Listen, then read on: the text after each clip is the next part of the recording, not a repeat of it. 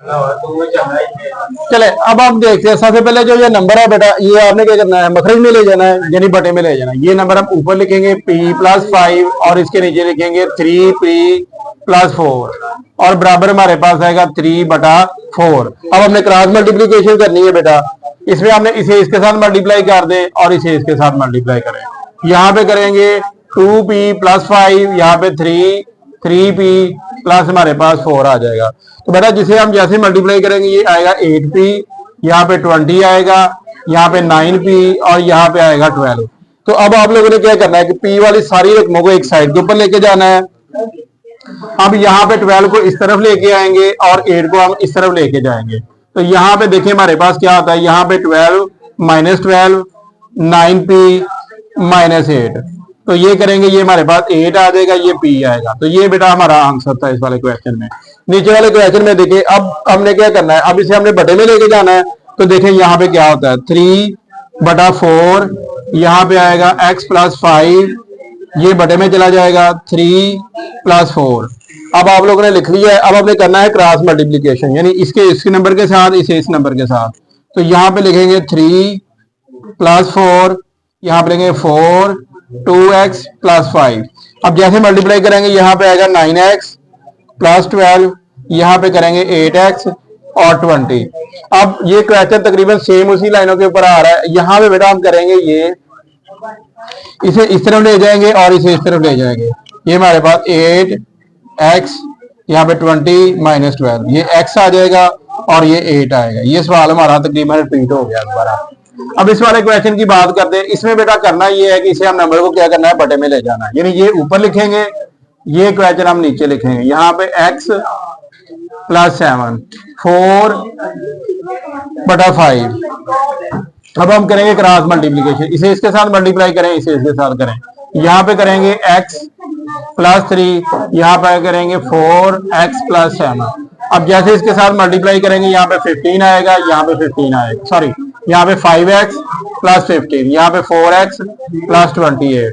तो बेटा इसमें देखिए सबसे पहला काम हमने ये करना है कि 4 वाली जो सारी रकमें साइड के ऊपर ले जाना है। ये इस साइड के ऊपर ले जाएंगे, ये आप लोग इस साइड के ऊपर लेके जाएंगे।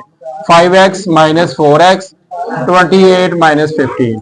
तो जैसे हम लिखेंगे 28 - 15, यहाँ पे 3 और यहाँ पे 1 13, ये x आ गया। तो बेटा इस वाले क्वेश्चन का हमारा आंसर 13 था। अब हम नीचे आते हैं। इसमें बेटा थोड़ा सा हमें तरतीब से लिखना है, ध्यान करना है, क्योंकि इस क्वेश्चन में गलती के चांसेस बहुत ज्यादा बन जाते हैं। तो सबसे पहले हम लिखेंगे x - 3 2 4, यहाँ पे लिखेंगे हमारे पास ऊपर आएगा 3x और यहाँ पे 7 आएगा। तो अब आपने क्या करना है, ध्यान से क्रॉस मल्टीप्लीकेशन करनी है।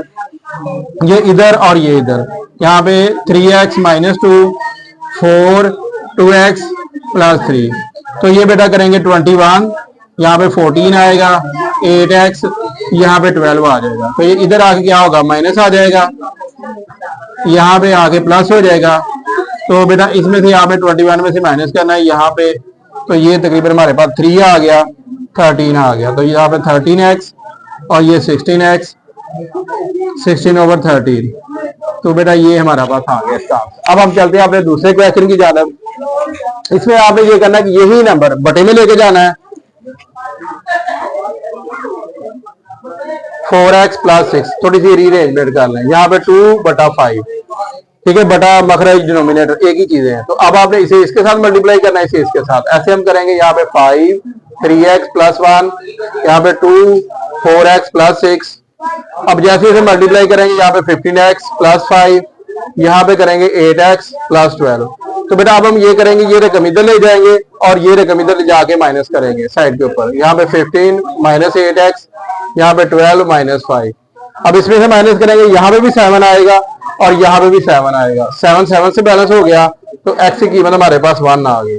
अब हम अपने इस क्वेश्चन की तरफ जाते हैं। बेटा इसमें हमारे पास, चाहे आप वो वाला फार्मूला लगा ले कि जिस तरह पहले लिखते थे, वस्तैन का हासिल ज़रब बराबर हमारे पास तरफैन का हासिल ज़रब। यहाँ पे लिखते हैं वस्तैन का हासिल ज़रब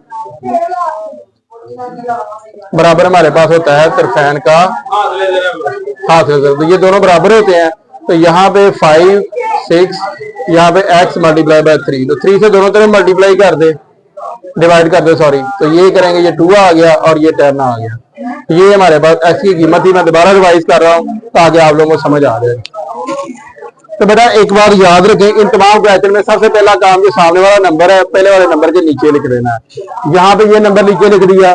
इसके बाद हमने करना है क्रॉस मल्टीप्लीकेशन, यानी इसका सार इसके पाओ, इसका सार इसके पाओ, इस तरह हमने मल्टीप्लाई करना है।